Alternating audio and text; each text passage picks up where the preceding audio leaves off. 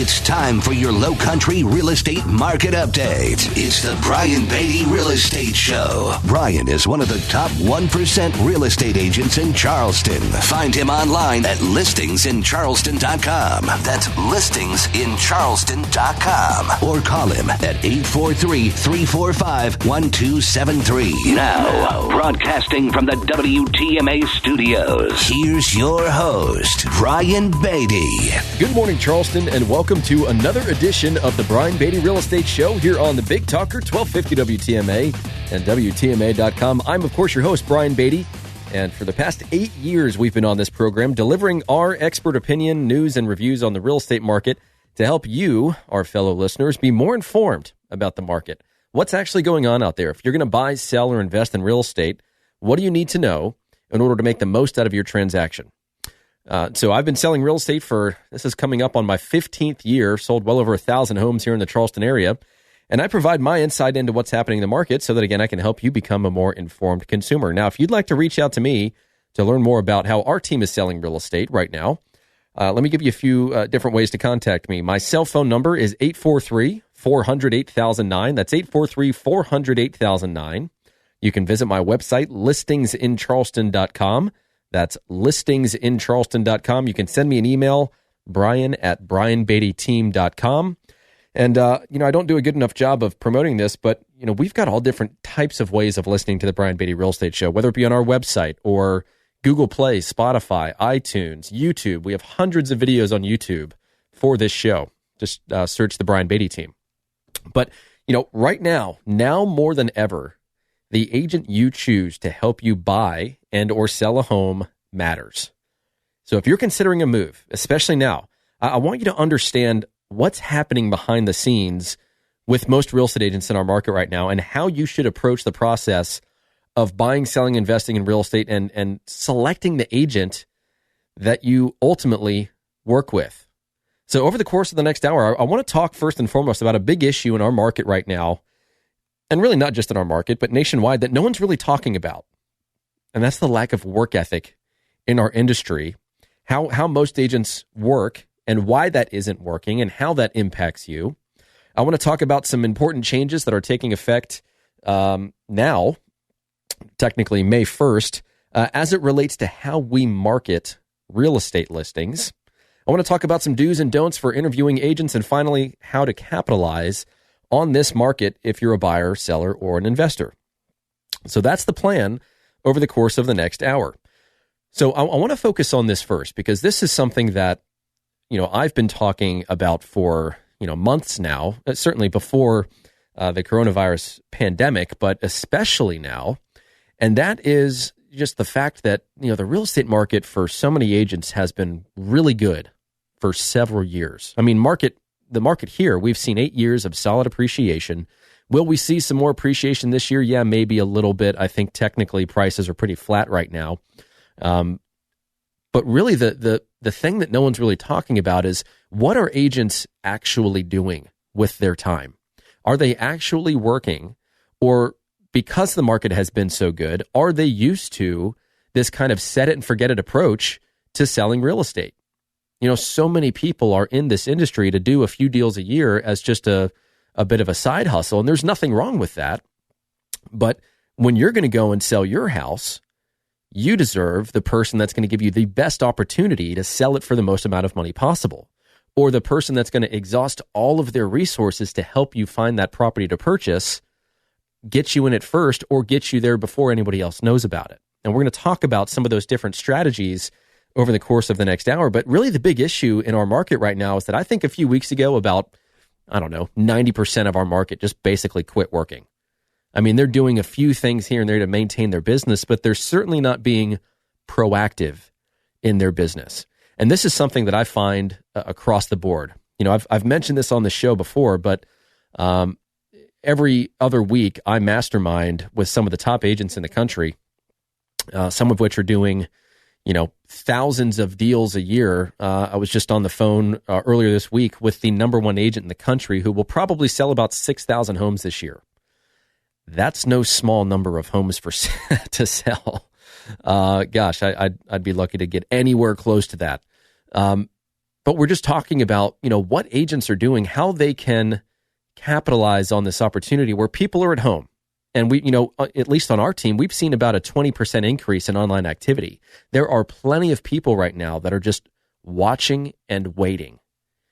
And I've shared stats. I'm not really going to go into stats much today, but if you look at the stats, it's incredible to me that we're essentially putting the same number of homes on the market, and we're putting about the same number of homes under contract on a weekly basis as we were this time last year, even though we've seen about a 50% drop in the number of showings market-wide. Now, that could tell us a few things, but one of the things it tells me, and just, being realistic about it, is that about half of the people that go and look at homes are not ready to buy. They're not ready, willing, and able. They're just using your home to further their research or their understanding of what they like or don't like about homes similar to yours, so that they can then refine their search to ultimately find the one they want to buy. Obviously, right now, people aren't really subjecting themselves to walking through other people's homes unless they're serious about moving. And of course, we're coming in behind these showing requests, and we're making sure that if you're walking through my listing, that you are in a position to make an offer, that you're financially secure, and that you know what you're walking into before you walk into it. So we educate our other agents or the buyers about each individual listing that we have for sale, so that we can make the most out of that showing. We're educating those agents on how to show our listing and the best features of those listings in a really informed and helpful way, which just creates a better showing experience for the buyer, for the buyer's agent, and ultimately for the seller, because it increases our likelihood of getting an offer from them, or at least weeding out the people that are not interested in making a purchase right now. Before the coronavirus pandemic, we were probably canceling 25% of our showings because they just weren't ready to buy. And, from my perspective, I've been doing this for long enough to know that I don't want to get those phone calls from those irritated sellers that say, I just spent 2 hours cleaning my house, and then I spent another hour, driving around while these folks walked through my house, and then I got the feedback and I learned that, they're not ready to buy for another year. Why did we have this showing in the first place? And it's a major frustration for sellers, and I totally get it, which is why we pre-qualify our showings. But right now, the coronavirus is kind of doing some of that for us. As I mentioned, showings are down about 50% on average. We used to be getting about 6,000 showings a week. We've had some weeks that were 2,500. Last week, I think we're a little over 4,000. Still certainly not the level of activity that we're used to.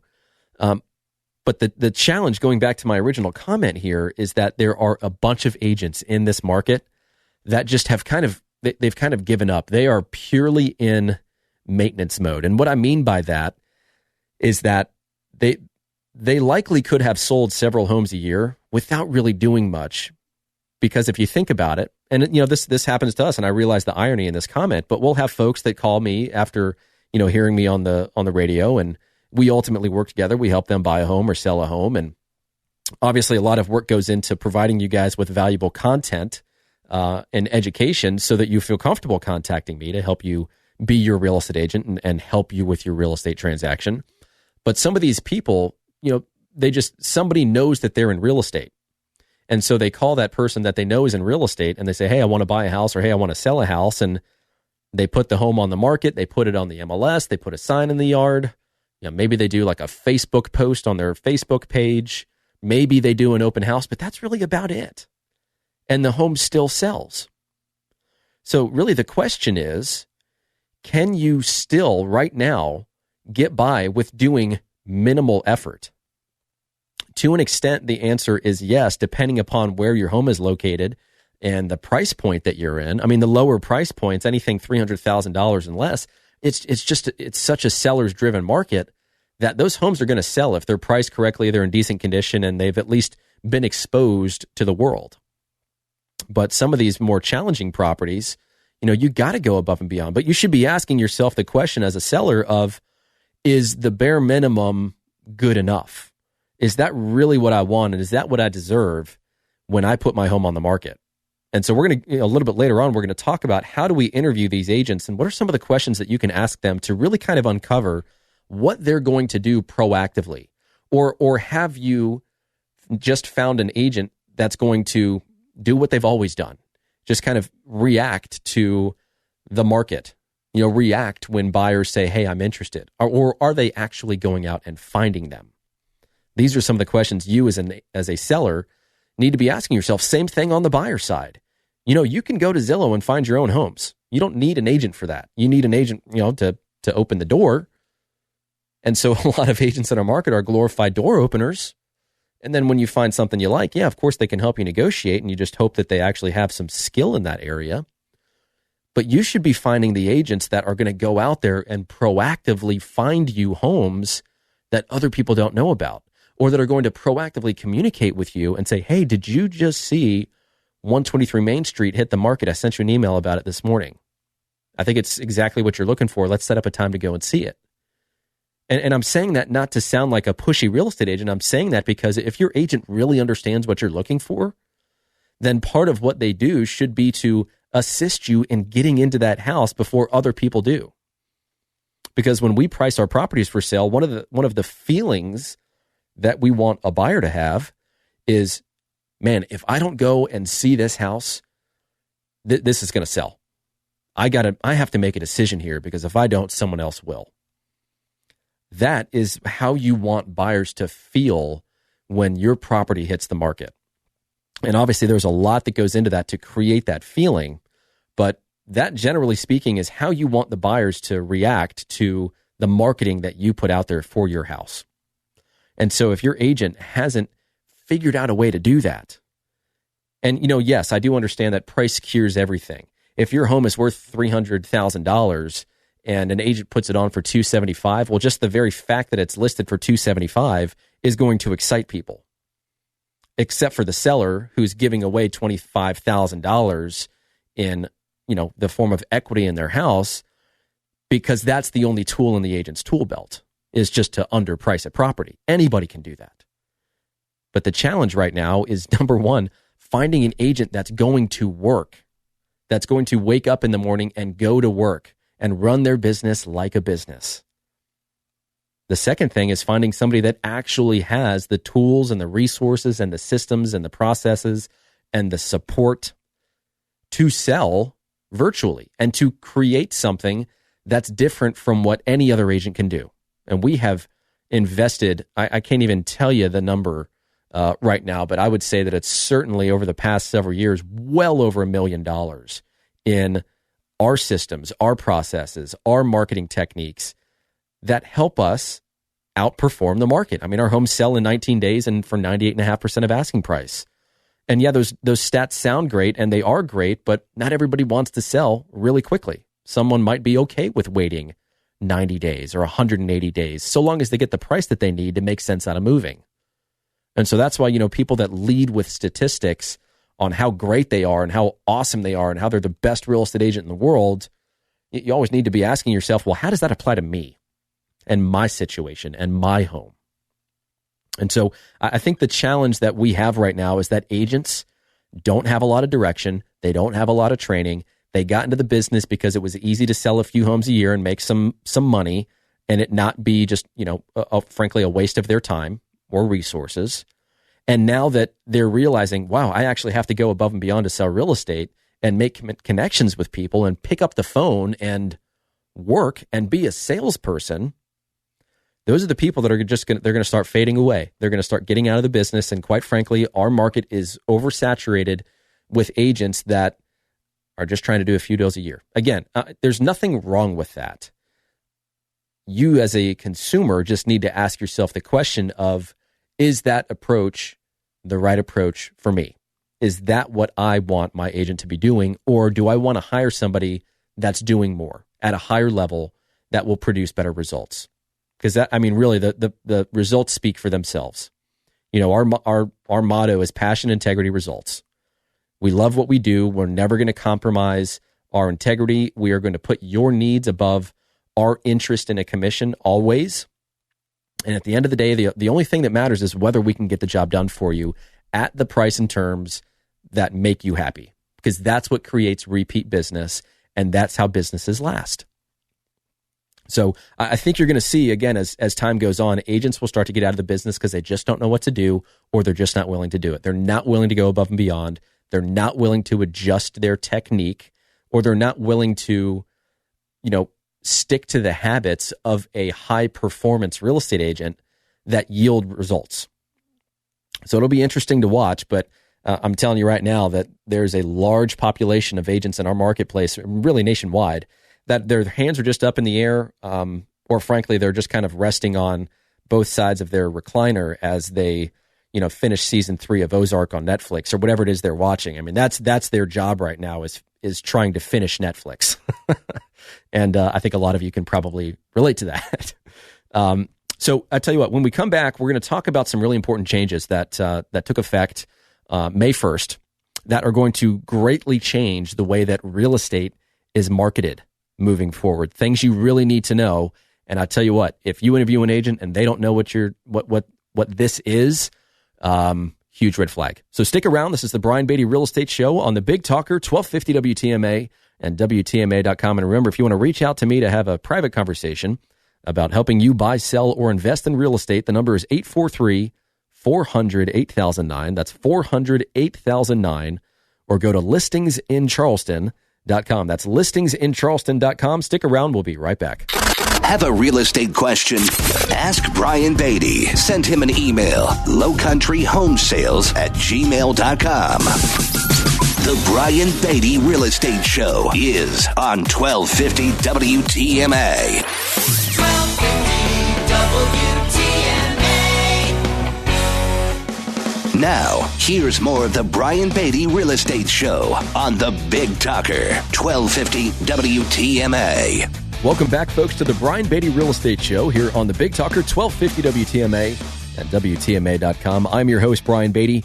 And again, if you guys want to reach out to me to talk more about real estate privately, my number, 843-400-8009. That's 843-400-8009, or go to listingsincharleston.com, listingsincharleston.com, or just send me a private email, Brian with an I, at brianbeattyteam.com.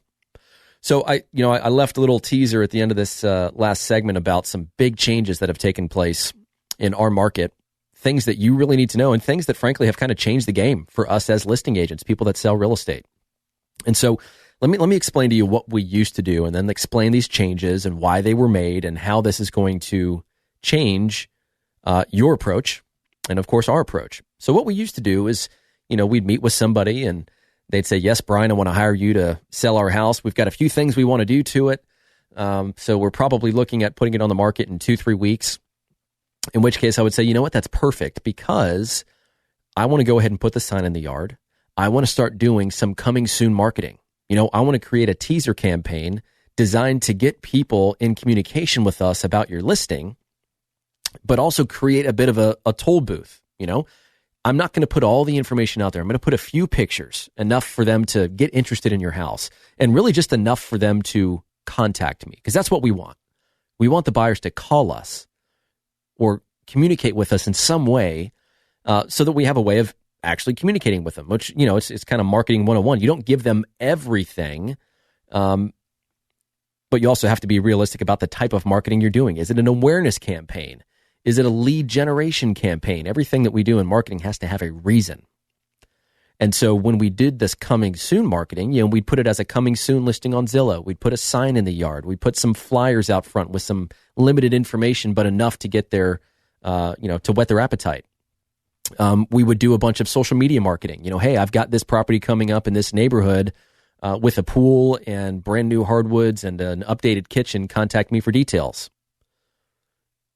And then we start having conversations with these people. And here was the kicker, is that when these people called us and they'd say, hey, we're ready to buy right now. We'd really love to get into this house before it hits the market. Is there any way that the seller would let us in before they're ready to put it on the market?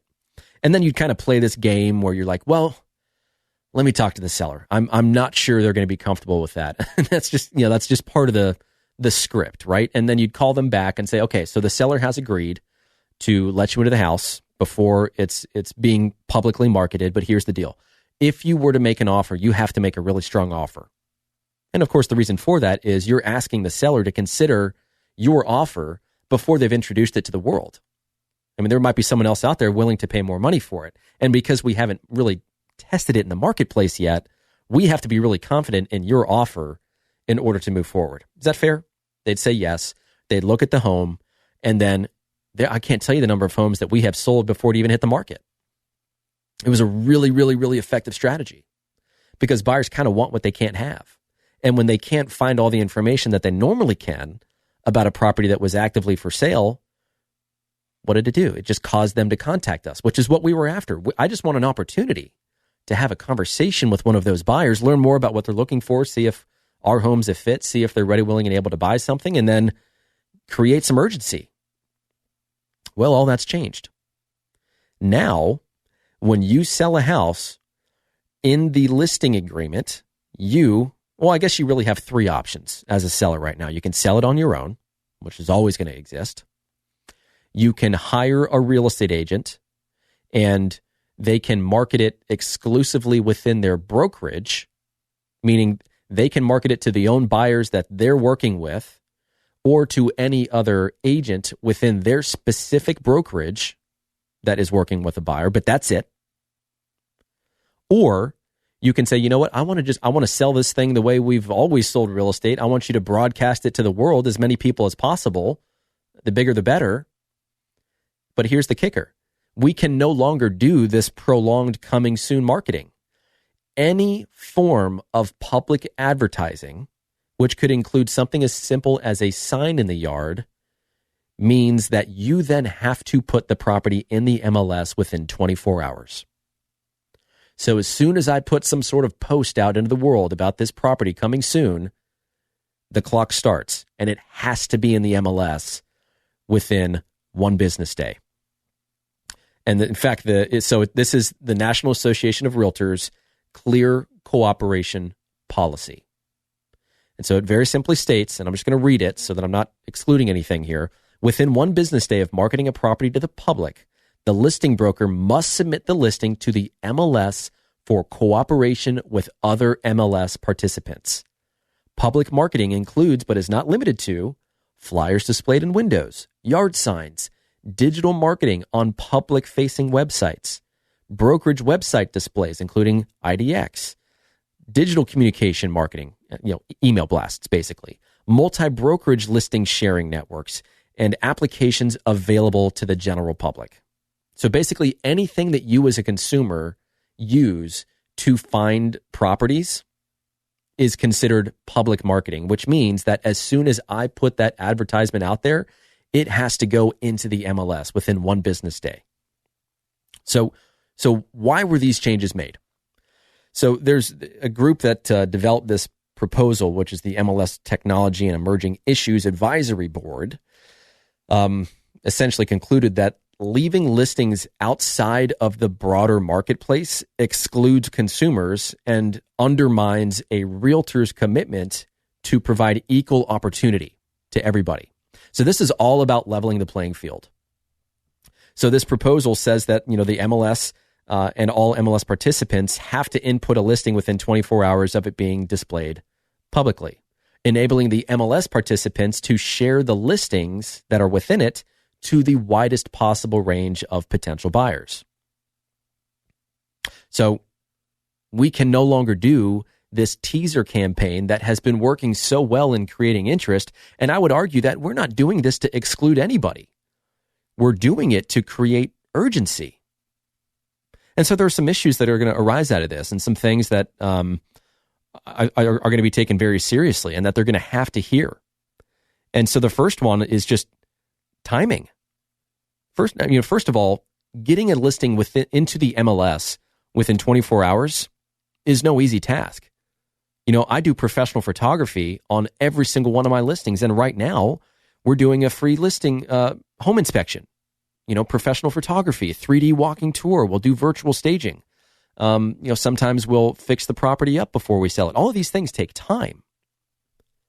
So if the clock technically starts once I say anything to anyone other than the people that I'm already working with or that anyone within my brokerage is working with, I got to have it in the MLS in a day. The other challenge with this is that we've created this new rule in a time where everyone's kind of locked in at home. It's really, frankly, it's horrible timing based on what's going on with the pandemic and the coronavirus. But I think, another challenge here, a bigger challenge in my opinion, is just the privacy situation. Sellers need a choice, in my opinion, to keep their personal matters private. Understanding that sellers should have the option to work with a professional while keeping their sale and transaction private. Maybe they don't want the neighbors to know that they're selling their house. Well, if we have one hand tied behind our back, or if we're essentially being forced to say that, hey, as soon as I do anything to try and market your property, it's got to go in the MLS. It becomes public record. Everybody needs to have an equal opportunity to buy it. But you think about the seller that says, hey, you know what? I will sell this house if you bring me a buyer, or if you learn of another agent that has a buyer, but I don't want a bunch of random people walking through my house. I don't want it on every website in the world. If you learn of somebody, or if you know of an agent that is looking in an area like this, yeah, I'll do the deal. Well, this essentially negates that.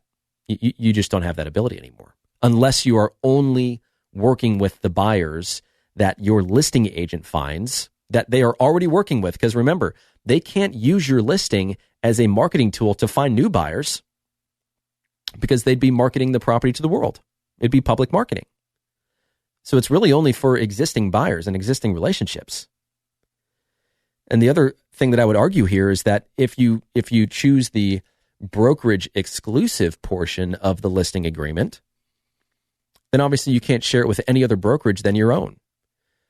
What if you're a really good agent in a small brokerage? This really hurts the small brokerages. I mean, you think about my brokerage, it's the largest brokerage in the world. We'll be okay. But some of these small brokerages or agents that have had successful careers that have said, you know what, I'm just going to open my own shop. They just don't have the reach that a big brokerage has. And so how does that then benefit you, the seller, the consumer? It's just bad timing. And frankly, I understand why they did this, but the seller should have the choice and should be able to create their own construct in which they want to market their property, rather than abide by the rules created by a governing body that want to, quote unquote, level the playing field. So, we're handling this in a few different ways. Obviously, we've got a huge brokerage, and we've got the largest brokerage in the world. So we naturally have access to more buyers than a small brokerage will. The other thing that I would say, though, is that we have buyers. I mean, I showed another client this earlier in the week, but I have the ability to go into my database and say, okay, here's a property that I'm about to list. Here's the general area, bedrooms, bathrooms, square footage, price range. I want to know, who are the people that have been on my website that have looked at something similar? And I showed him this, and it was a property that generated 189 people that have recently been to my website and submitted their contact information that would be interested potentially in that listing. If these agents don't have these types of databases, which is where, a lot of deals are made, then you have to ask yourself the question of, is this strategy within my best interest? So it'll be very interesting to see how this all plays out. If you guys want more information on this, if you're thinking about selling your house, you have got to work with an agent that understands this and that has already put in the time, effort, and strategy to capitalize given these new parameters. So if you'd like more information on that, you want to learn more about how we're dealing with all of this and how I think this is actually going to work pretty well for us, feel free to give me a call, 843-400-8009. That's 843-400-8009. Or visit our website, listingsincharleston.com. That's listingsincharleston.com. And of course, you can just send me an email, brian@brianbeattyteam.com. Stick around, folks. When we come back, I'm going to tell you some things that you should and should not do, or that you should not avoid when interviewing a real estate agent. This is the Brian Beatty Real Estate Show on the Big Talker 1250 WTMA and WTMA.com. Find Brian Beatty online at listingsincharleston.com. The Brian Beatty Real Estate Show continues next on the Big Talker 1250 WTMA. 1250 WTMA. You're listening to the Brian Beatty Real Estate Show on the Big Talker, 1250 WTMA and WTMA.com. Welcome back to the Brian Beatty Real Estate Show here on the Big Talker, 1250 WTMA and WTMA.com. You know, I always like to take just a quick moment and thank you for listening to this program and for relying on the information within it to help you guys better understand the real estate market and to just help you become a more informed consumer. I really do appreciate those of you that reach out and have nice things to say and that do want to end up working with our real estate team to help you buy, sell, and invest in real estate. But I also appreciate those of you that just call and ask questions. You know, we're here to be a resource for you. We don't need to have a transaction be attached to that. So always here to help, always here to answer questions, always here to share our insight and our experience with you. So feel free to give me a call if I can help you in any way, real estate related. 843-400-8009 is my cell, 843-400-8009. Or visit us online at listingsincharleston.com. That's listingsincharleston.com. So I want to get into some of the do's and don'ts of interviewing agents right now, because obviously the game has changed. We have the ability right now to 100% sell real estate virtually, whether you're a buyer or a seller. We've actually had this ability for years and years. It's just that we were ahead of the curve. We are a very tech-driven real estate team, and I would put up our technology and our systems and our marketing platforms up against any other agent in the country. I firmly believe that. We have some awesome stuff that we do that is just so much different from the run-of-the-mill, put it in the MLS, you know, it syndicates to Zillow, blah, blah, blah. Everybody does that. It happens automatically as soon as it goes in the MLS. But these agents that are really going above and beyond are the ones that I think are reaping the benefit. And so when you're interviewing an agent, when you're talking to somebody, what are the things that you should really be looking for, especially right now? And I think one of the first things, and you guys know that I'm a big proponent of this, is they have to be able to clearly explain market dynamics. They have got to understand consumer confidence, behavior, trends within the market as it specifically relates to you and your home and your goals. If they can't do that, then it's obvious they have not spent the time to prepare either for the appointment or they're just not in tune with reality right now in the real estate market. You know, you rely on us as real estate agents as a window into the real estate world so that you can build proper expectations about this process. It's the people that have unrealistic expectations or that are being coached by these real estate agents to have unrealistic expectations. Those are the ones that, you know, the agents end up getting fired and they move on to somebody else that has a better understanding of how to produce results. And one of the things that I'm referring to right now, and I don't like beating around the bush very much, you guys probably know that about me by now, is all these agents that are overpricing properties still. Let me just hit you with a little reality.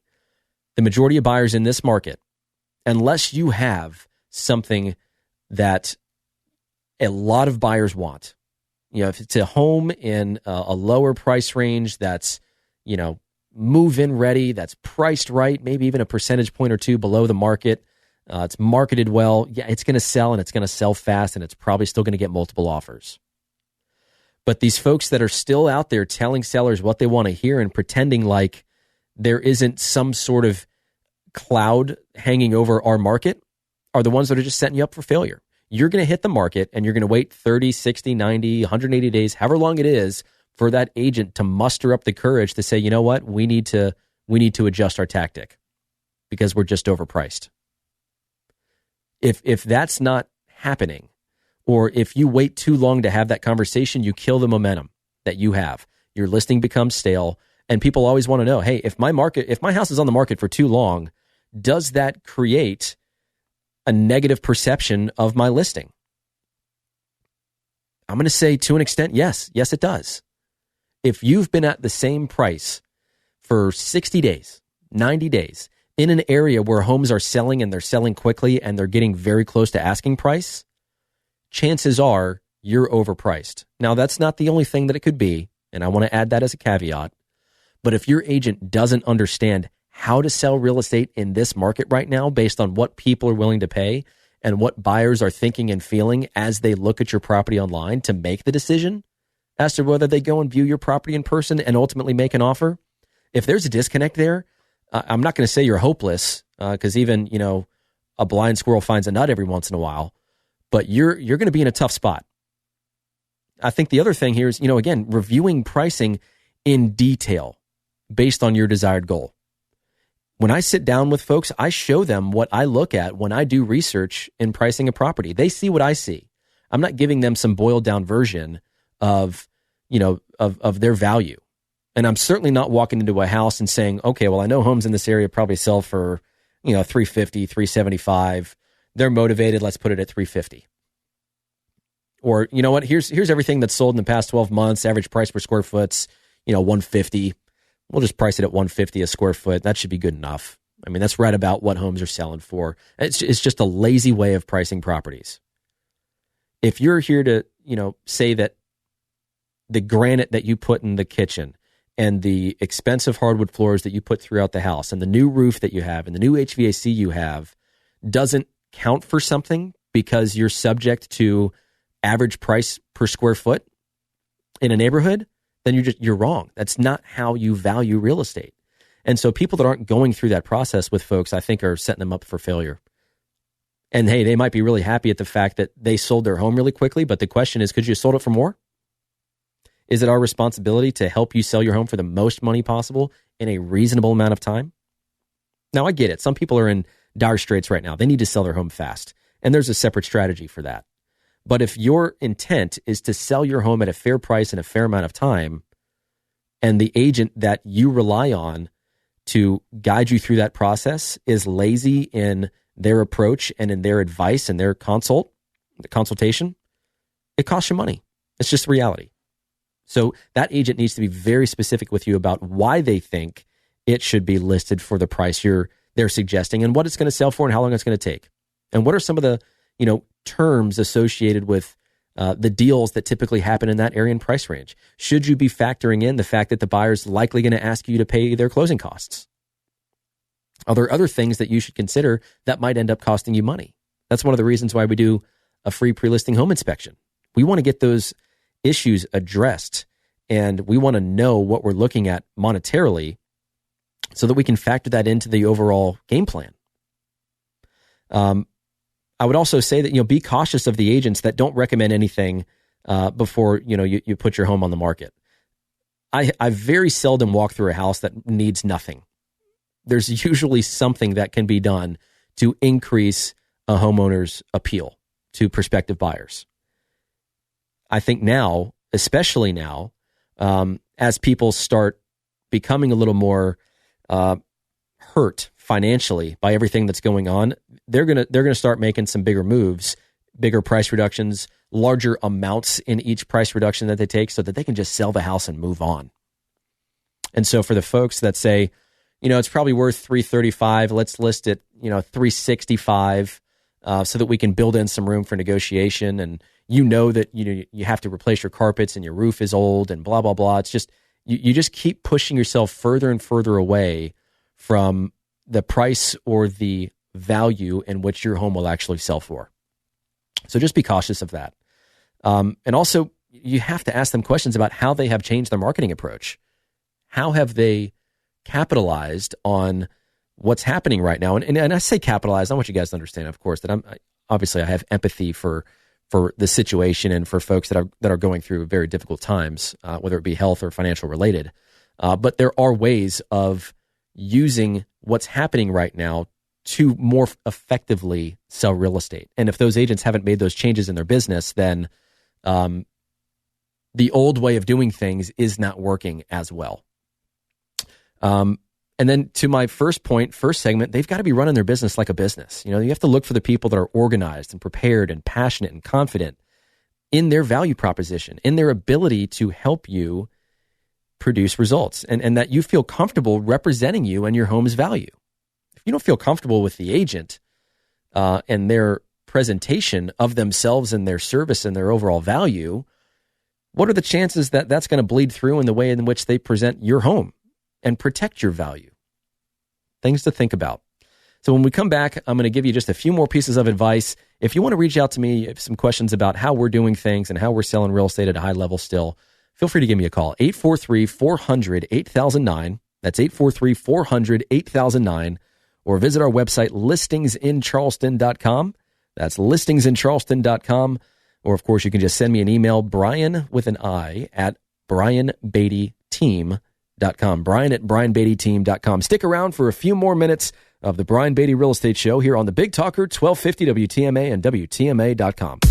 Stay tuned for more of the Brian Beatty Real Estate Show on 1250 WTMA and WTMA.com. 1250 WTMA. Now, the Brian Beatty Real Estate Show continues on Charleston's Big Talker, 1250 WTMA. Welcome back, folks, to the last few minutes of the Brian Beatty Real Estate Show here on the Big Talker, 1250 WTMA and WTMA.com. Pleasure having you guys this morning. Thanks for tuning in and listening to me ramble about real estate here, but really am passionate about helping you become better informed about the market and what's happening within it and what agents are doing or sometimes not doing, because I think those are things you need to know. It's frankly my pleasure to kind of peel back the curtain on our industry and help you guys better understand that when it comes time for you to buy, sell, or invest in real estate, you need to partner with somebody that really knows what they're doing and has your best interests in mind and has a track record of producing results, especially in markets like this. And so, a few kind of last thoughts for me. How do you capitalize on this market right now if you're a buyer or a seller? I was thinking about this, the other day. I'm missing football right now. Thank God for the draft. At least got to watch that. That was fun. But I was thinking about, the kind of like rushing the football field after a major win. Everybody wants to do it. But the majority of people want to wait and watch other people do it first before they realize it's okay. But the people that run down first are usually the people that are the ones that, get to high five the players or that they get the better view. Now, does that translate into rushing into a real estate-based decision? Not necessarily. I want you guys to be cautiously optimistic about this market. And I do think that, in the grand scheme of things, especially for us here in Charleston, things are going to get a little worse before they start to get better. I'm one of the people that subscribes to the U-shaped recovery. I think things are going to go down. They're going to stay down for a little while. They're going to start to gradually come back up. I don't necessarily think this is going to be a V-shaped recovery where, boom, it's a drastic drop and then a drastic increase. I think there's just too much at play for that to happen. So as a buyer, I'd be looking for opportunity. I'd be looking for homes that have been on the market for a while. It's pretty obvious, especially if you're in the market right now, this is true. If you look at a property online and it's priced well and it's in good condition, nice photos, clean interior, nice curb appeal, that's going to be gone in a few days. And it's happening to us time and time again with our listings. And of course that's done by design. But look for the properties that have very similar characteristics, but that maybe started out at too high of a price, or that don't have professional photography, or that have been on the market for 60, 90, 120 plus days. I can tell you right now that that's what a lot of investors are doing. They're looking for the people that are frustrated, that just don't understand why their home hasn't sold. And they're willing to do a deal. We're finding some good deals for some folks right now by just using some of those basic strategies. As a seller, I think, again, you do all the prep that you need to do to enter the market with your best foot forward. You work with us to, do the free pre-listing home inspection. Let's identify those issues. Let's assign cost to them. Let's shop that to make sure that you're fixing it for the best price possible. Let's work on the interior. Let's work on staging. Let's virtually stage the property if we need to. Let's do the professional photography, the videography, the 3D tour. I mean, we're doing it all. Virtual open houses. I mean, we've come up with an awesome way to do virtual open houses that we're super excited about. It's working really well. But again, you need to be working with an agent that understands how to do those things and capitalize to position you for success. It is still very possible and very probable that you will sell your home so long as you price it effectively and you work with an agent that knows how to properly market your home right now. And I could be the agent that gives you a ton of success stories. I'm just going to let you contact me if you have more questions and want more information. My number is 843-400-8009, 400-8009, or go to listingsincharleston.com. You guys have a great weekend. Stay safe, and thanks for listening to the Brian Beatty Real Estate Show on the Big Talker 1250 WTMA. Join us for another edition of the Brian Beatty Real Estate Show next Saturday morning at 9 and Sunday morning at 10. Contact Brian Beatty online at listingsincharleston.com. That's listingsincharleston.com. Or call him at 843-345-1273. 843-345-1273.